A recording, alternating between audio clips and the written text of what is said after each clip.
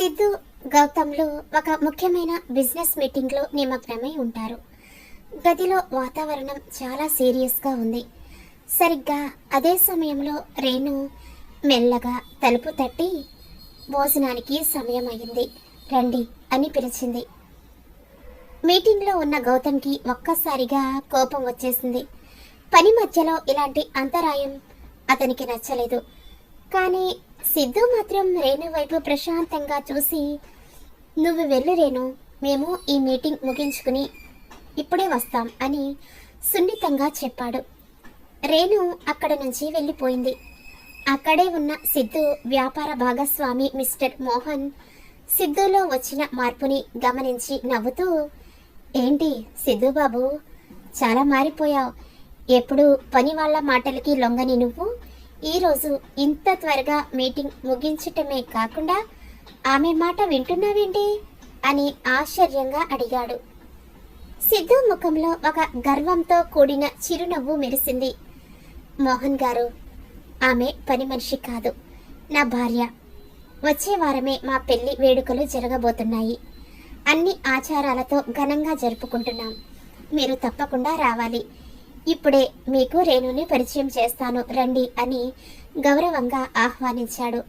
ఆ మాట విన్న మోహన్ సిద్ధులోని పరిణితిని చూసి అభినందన పూర్వకంగా తల ఊపి సెలవు తీసుకున్నాడు.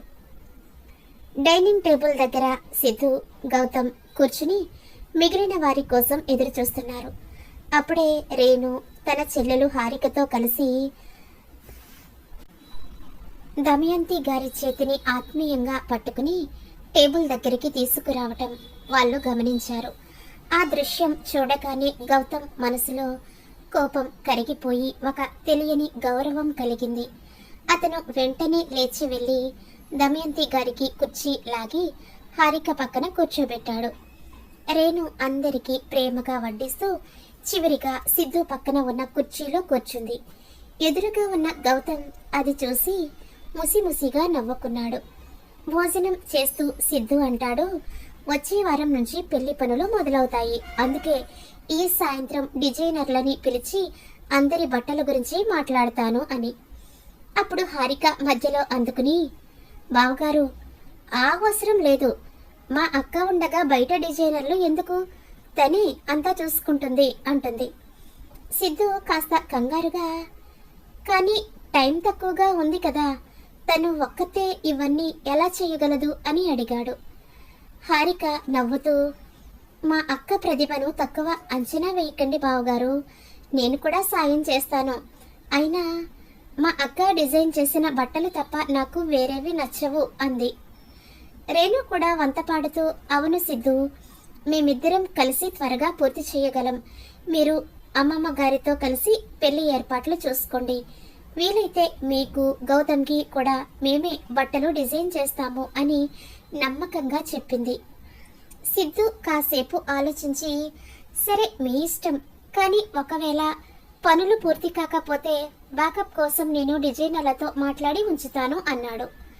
అప్పుడు గౌతమ్ కల్పించుకుని, అన్నయ్య, నువ్వేం చేసినా సరే నాకు మాత్రం మా వదినమ్మ మీద పూర్తి నమ్మకం ఉంది అని రేణు వైపు చూసి కృతజ్ఞతగా నవ్వి థ్యాంక్ యూ చెప్పాడు. భోజనం తర్వాత సిద్ధు ఆఫీస్కి బయలుదేరుతూ ఉండగా రేణు అతనిని ఆపి, మీరిద్దరూ మీ కొలతలు ఇవ్వండి, నేను పని ప్రారంభిస్తాను అంటుంది. రేణు ఆత్మవిశ్వాసాన్ని చూసి సిద్ధు మురిసిపోయాడు. అందరూ రేణు స్టూడియో రూమ్లోకి వెళ్లారు. రేణు టేపుతో గౌతమ్ కొలతలు తీసుకుంటుంటే గౌతమ్ మాత్రం తన పక్కనే ఉన్న హారికని రెప్ప వేయకుండా చూస్తూ ఉంటాడు. ఈమె చాలా ముద్దుగా ఉంది, దగ్గరగా చూస్తుంటే ఇంకా అందంగా కనిపిస్తుంది. అన్నయ్య పెళ్లి అయ్యాక మా పెళ్లి కోసం అమ్మమ్మని ఒప్పించాలి, కానీ ఈ విషయం అన్నయ్యకి తెలిస్తే కోప్పడతాడేమో అని అతని మనసులో ఆలోచనలు సుడులు తిరుగుతున్నాయి. తర్వాత రేణు సంకోచిస్తూ సిద్ధు కొలతలు తీసుకోవటం ప్రారంభించింది. ఆమె చెయ్యి అతని ఛాతీపై తగిలినప్పుడు సిద్ధు గుండె వేగంగా కొట్టుకోవటం ఆమెకి స్పష్టంగా తెలిసింది. సిద్ధు కూడా తనంత దగ్గరగా ఉన్న రేణుని చూస్తూ ఉండిపోయాడు. అతని చూపుల తీవ్రతకి రేణు బొగ్గలు సిగ్గుతో ఎర్రబడ్డాయి. ఆ మధుర క్షణాల తర్వాత సిద్ధు గౌతమ్ని తీసుకుని ఆఫీస్కి వెళ్ళిపోయాడు. ఆ రాత్రి సిద్ధు గౌతమ్ ఇంటికి తిరిగి వచ్చేసరికి హారిక రేణు ఎక్కడా కనిపించలేదు. వాళ్ళిద్దరూ ఇంకా స్టూడియోలోనే ఉన్నారా అని సిద్ధు అనగానే గౌతమ్ పదన్నయ్య చూద్దాం అన్నాడు. వాళ్ళిద్దరూ నిశ్శబ్దంగా స్టూడియో తలుపులు తెరిచి లోపలికి ప్రవేశించారు. అక్కడ వారికి కనిపించిన దృశ్యం చూసి ఇద్దరు ఒక్కసారిగా ఆశ్చర్యంతో స్తంభించిపోయారు. స్టూడియో గదిలో నిశ్శబ్దం ఆవరించి ఉంది. టేబుల్ నిండా అద్భుతమైన డ్రెస్ డిజైన్లు, స్కెచ్లు చెల్లాచెదురుగా పడి ఉన్నాయి. పక్కనే ఖరీదైన సిల్క్ మెటీరియల్స్, దారాలు ఉన్నాయి. అలసటతో రేణు, హారికలు అదే టేబుల్పై తలలు వాల్చి గాఢ నిద్రలో ఉన్నారు. సిద్ధు, గౌతమ్లు మెల్లగా లోపలికి ప్రవేశించారు. సిద్ధు ఒక్కో స్కెచ్ని నిశితంగా పరిశీలిస్తుంటే అతని కళ్ళల్లో ఆశ్చర్యం, మెచ్చుకోలు స్పష్టంగా కనిపిస్తున్నాయి.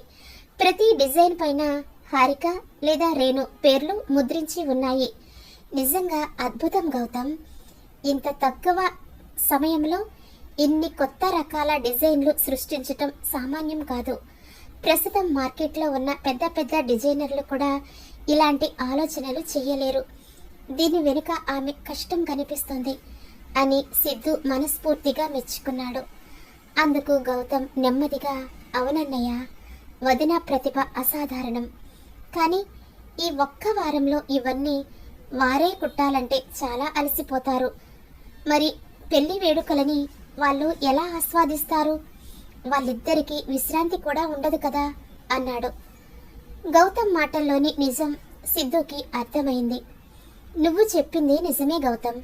అందుకే రేణుకి సహాయంగా మనం కొంతమంది అసిస్టెంట్లని నియమిద్దాం. అప్పుడు పని త్వరగా పూర్తవుతుంది, వారికి శ్రమ తగ్గుతుంది అని సిద్ధు ఒక నిర్ణయానికి వచ్చాడు. గౌతమ్ టేబుల్ దగ్గర నిద్రపోతున్న వాళ్ళని చూసి, అన్నయ్య, ఇలాగే వదిలేస్తే వాళ్ళకి మెడ నొప్పులు వస్తాయి. పైగా రాత్రి భోజనం కూడా చెయ్యలేదు. వదినని నిద్రలేపు అని సిద్ధుని ప్రోత్సహించాడు. సిద్ధు రేణు దగ్గరికి వెళ్ళి సంకోచిస్తూ 2-3 సార్లు పిలిచాడు. కానీ గాఢ నిద్రలో ఉన్న రేణు పలకలేదు. గౌతమ్ నవ్వుతూ, ఏంటన్నయ్య, అంత పెద్ద బిజినెస్ డీల్స్ సెకండ్లలో ముగించే నువ్వు ఒక అమ్మాయిని లేపటానికి ఇంతలా తడబడుతున్నావా అని ఆట పట్టించాడు. సిద్ధు తన మనసులో, అవును, 1000 మంది ఉద్యోగులని శాసించే నేను ఈమెను లేపటానికి ఎందుకు భయపడుతున్నాను అని అనుకుంటూ ధైర్యం చేసి రేణు భుజంపై చెయ్యి వేసి మెల్లగా కదిలించాడు. మెలకువ వచ్చిన రేణు కళ్ళు నిలుపుకుంటూ సిద్ధు వైపు చూసి, అవును, ఏం కావాలి సిద్ధు అని అడిగింది. రాత్రి చాలా సమయం అయింది రేణు, లేచి భోజనం చేయి, హారికని కూడా లేపు అని సిద్ధు చెప్పాడు. ఆ మాట వినగానే రేణు ఒక్కసారిగా ఉలిక్కిపడి, అయ్యో, అప్పుడే ఇంత టైం అయిపోయిందా? నేనెలా నిద్రపోయాను? ఇంకా పని పూర్తి కాలేదే అని గట్టిగా అరిచింది. ఆ ఆకస్మిక అరుపుకి సిద్ధు కంగారుపడి 2 అడుగులు వెనక్కి వేశాడు. ఆ శబ్దానికి హారిక కూడా నిద్రలేచింది. వాళ్ళ కంగారుని చూసి గౌతమ్ పడి పడి నవ్వటం మొదలుపెట్టాడు. కాసేపటికి అందరూ ఫ్రెష్ అయ్యి పూజ గదికి వెళ్లారు. అప్పటికే అక్కడ ఉన్న దమయంతి గారు, నేను పూజ ముగిస్తాను అని అనగానే రేణు చిరునవ్వుతో, లేదమ్మమ్మ గారు, ఇంకా కొంచెం పూజ మిగిలి ఉంది, మేము పూర్తి చేస్తాం అని చెప్పి హారికతో కలిసి దేవుడికి హారతి ఇవ్వటం ప్రారంభిస్తుంది. ఆ వెలుగులో రేణు ముఖం మరింత కలగా కనిపిస్తుంది. సిద్ధు మాత్రం పూజ గదిలోకి రాకుండా డ్రాయింగ్ రూమ్లోనే కూర్చుని ఉన్నాడు. అది చూసిన దమయంతి గారు, వీడు అస్సలు మారడు అన్నట్టుగా నిట్టూర్చారు. హారతి పూర్తయ్యాక రేణు అందరికీ హారతి ఇచ్చి నిదానంగా సిద్ధు దగ్గరికి నడిచి వచ్చింది. భక్తితో అతనికి హారతి ఇచ్చి తన వేలితో సిద్ధు నుదుటున తిలకం దిద్దింది. ఆ దృశ్యం చూసిన దమయంతి గారి కళ్ళల్లో ఆనంద బాష్పాలు సుడులు తిరిగాయి. నా సిద్ధులోని మొండితనాన్ని మార్చి అతన్ని మనిషిగా మార్చగలిగే శక్తి కేవలం ఈ అమ్మాయికే ఉంది అని మనసులో మురిసిపోతూ రేణు తలపై చెయ్యి వేసి దీవించారు. అందరూ భోజనం ముగించి తమ గదులకి వెళ్లారు. మరుసటి రోజు ఉదయం రేణు తన స్టూడియోలో పనిలో మునిగి ఉండగా హారిక అక్కడికి వచ్చింది. హారిక, ఈరోజు కాలేజీ లేదా అని రేణు అడిగింది. కాలేజీ ఇప్పుడే కదా అక్క మొదలైంది, ఇంకా క్లాసులు సరిగ్గా ప్రారంభం కాలేదు, అందుకే నీకు సాయంగా ఉందామని వచ్చాను అని హారిక సమాధానమిచ్చింది. ఇద్దరు మాట్లాడుకుంటూ ఉండగా సిద్ధు పంపిన కొత్త వ్యక్తులు అక్కడికి రావటం గమనించిన రేణు, ఎవరు మీరు అని ఆశ్చర్యంగా అడిగింది. హారిక ఏదో చెప్పబోతుండగా వెనుక నుంచి ఒక గంభీరమైన స్వరం వినిపించింది. రేణు, అభ్యంతరాలు వద్దు, నీ పని భారాన్ని తగ్గించటానికి వీళ్ళు వచ్చారు, వీరి సాయం తీసుకో. వెనక్కి తిరిగి చూసిన రేణుకి సిద్ధు తలుపు వద్ద నిలబడి ఆత్మీయంగా నవ్వుతూ కనిపించాడు. రేణు తన మొండితనాన్ని ప్రదర్శిస్తూ, అవసరం లేదు సిద్ధు, మేమిద్దరం సమర్థులమే, మేమే పూర్తి చేసుకోగలము అని గట్టిగా చెప్పింది. సిద్ధు మెల్లగా అడుగులు వేస్తూ లోపలికి వచ్చి ఆమె కళ్ళల్లోకి చూస్తూ, రేణు, ఇది ఒక ఫ్యాషన్ షో కాదు, మన ఇంట్లో జరగబోయే వేడుక. అంటే దాదాపు 20 నుంచి 28 డ్రెస్సులు ఈ వారంలో నీ ఒక్కదాని వల్ల సాధ్యమా? నీ ఆరోగ్యాన్ని, సమయాన్ని దృష్టిలో ఉంచుకుని మాట్లాడుతున్నాను. వీళ్ళ సాయం తీసుకోవటం నీ తెలివితేటలకి నిదర్శనం అవుతుంది తప్ప బలహీనత కాదు అన్నాడు. సిద్ధు మాటల్లోని వాస్తవాన్ని గ్రహించిన రేణు కాసేపు మౌనంగా ఆలోచించి చివరకు తల ఊపుతుంది. డిజైనర్ల బృందం ముందు నిలబడిన రేణు తన నిరాడంబరతని చాటుకుంది. మీ అందరికీ నా హృదయపూర్వక ధన్యవాదాలు. ఫ్యాషన్ ప్రపంచంలో అనుభవం ఉన్న మీతో కలిసి పనిచేసే అవకాశం రావటం నా అదృష్టం అని వినయంగా చెప్పింది. ఆమెలోని మర్యాదని చూసి ఆ డిజైనర్లు కూడా ఆశ్చర్యపోయి, మేడం, మీ డిజైన్లు చూశాక మేము మంత్రముగ్ధులమయ్యాం, మీ మార్గదర్శకత్వంలో పనిచేయటం మాకు గర్వకారణం అని గౌరవంతో తల ఉంచారు. కొంత సమయం తర్వాత సిద్ధు మరియు గౌతమ్ స్టడీ రూమ్లోకి వెళ్లారు. రేణు, హారిక కూడా అక్కడికి చేరుకున్నారు. గౌతమ్ రేణు వైపు చూస్తూ, వదినా, నిన్న రాత్రి మీ స్టూడియోలో ఉన్న స్కెచ్లని చూసాం, నిజంగా అద్భుతం అన్నాడు. ఆ మాట వినగానే రేణు కళ్ళు ఆశ్చర్యంతో విప్పారాయి. సిద్ధు గంభీరంగా ముందుకి వచ్చి, రేణు, నీ ప్రతిభ అసాధారణం, అందుకే నువ్వు ఇంటి నుంచే ఒక ప్రొఫెషనల్ డిజైనర్గా ఎందుకు పని ప్రారంభించకూడదు? నీకు నచ్చిన పనిని నీకు నచ్చిన చోట చేస్తూ నీ కలని నిజం చేసుకో అని ప్రోత్సహించాడు. ఆ మాటలకి రేణు ఒక్క క్షణం నిశ్చేష్టురాలయ్యింది. తనలోని భయం బయటపడగా, కానీ సిద్ధు, నాకు ఎలాంటి డిజైనింగ్ శిక్షణ లేదు, ఇంత పెద్ద బాధ్యతని నేను మోయగలనా? ఇది చాలా కష్టం అని తడబడింది. రేణులోని ఆత్మన్యూన్యతని చూసిన సిద్ధు ఆమె భుజాలపై తన చేతులు ఉంచి ఆమె కళ్ళల్లోకి సూటిగా చూశాడు. రేణు, నా భార్యవి కాబట్టి నేను నీకు అండగా ఉండటం లేదు. నీ డిజైన్లలోని కళని చూశాను, నీలో ఉన్న సృజనాత్మకతని నమ్ముతున్నాను. బయట సర్టిఫికెట్ల కంటే నీ చేతిలో ఉన్న నైపుణ్యమే గొప్పది.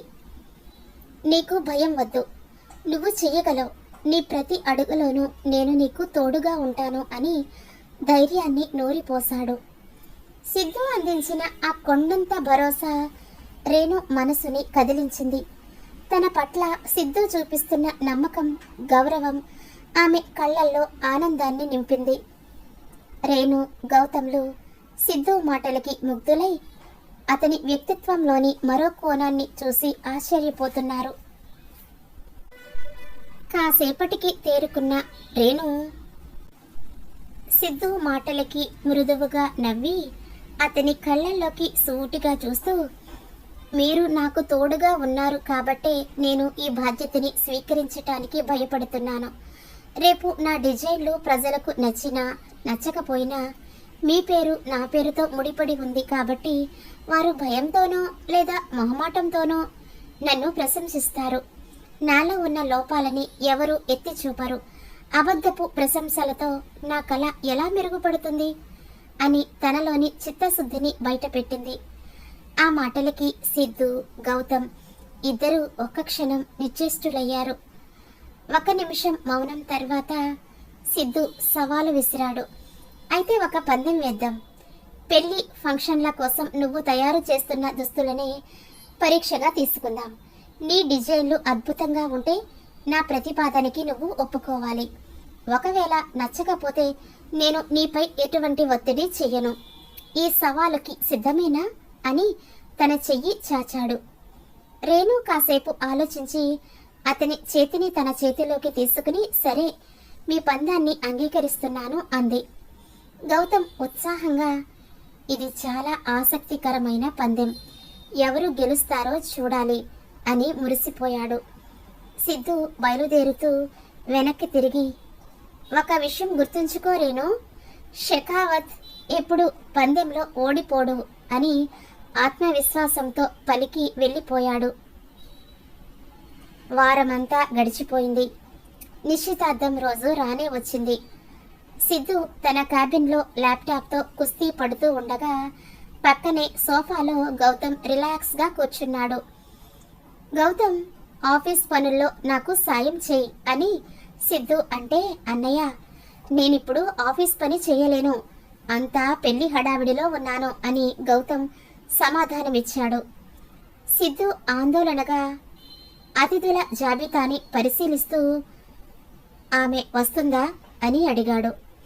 గౌతమ్ లిస్ట్ చూసి, అన్నయ్య ఆమె పేరు లిస్ట్లో లేదు, కానీ మన పెళ్లి గురించి తెలిస్తే ఆమె ఆగదు, వస్తుంది అన్నాడు. ఆ మాట వినగానే సిద్ధు కోపంతో రగిలిపోయాడు. ఎలాగైనా సరే ఆమె ఇక్కడికి రాకుండా ఆపు అని ఎవరికో ఫోన్లో గట్టిగా ఆదేశించి టేబుల్ మీద చేతులు వేసి ఆవేశంగా ఊపిరి పీల్చుకున్నాడు. గౌతమ్ మెల్లగా అతని భుజం తట్టి, కోపంగా ఉండటం ఆపన్నయ్య, అంతా సర్దుకుంటుంది అని ధైర్యం చెప్పాడు. సాయంత్రం వేళ నిశ్చితార్థ వేదిక సిద్ధమైంది. సిద్ధు, గౌతమ్ ఇద్దరు రేణు డిజైన్ చేసిన దుస్తులు ధరించి హాల్లోకి వచ్చారు. హ్యాండ్సమ్గా ఉన్న సిద్ధుని చూసి గౌతమ్ నవ్వుతూ, అన్నయ్య నువ్వు చాలా హాట్గా ఉన్నావు, రేణు వదిన డిజైన్ చేసిన దుస్తులు నీకు పర్ఫెక్ట్గా సెట్ అయ్యాయి, ఈరోజు అమ్మాయిలందరూ నీ కోసమే చూస్తారు అన్నాడు. కానీ సిద్ధు మనసంతా ఎక్కడో ఉంది. అతను తన ఆలోచనలలో మునిగి ఎవరి కోసమో ఎదురు చూస్తున్నాడు. కాసేపటి తర్వాత మెట్ల వైపు నుంచి అడుగుల చప్పుడు వినిపించింది. సిద్ధు కళ్ళు ఆ దిశగా మళ్ళాయి. మెట్లపై నుంచి అద్భుతమైన వస్త్రధారణలో దేవకన్యలా దిగి వస్తున్న రేణుని చూడగానే సిద్ధు చూపు అక్కడే స్తంభించిపోయింది. తన కళ్ళని తానే నమ్మలేనంత అందంగా, ఆకర్షణీయంగా ఉన్న ఆమెను చూస్తుంటే సిద్ధు గుండెల్లో ఒక సరికొత్త భావన మొదలైంది.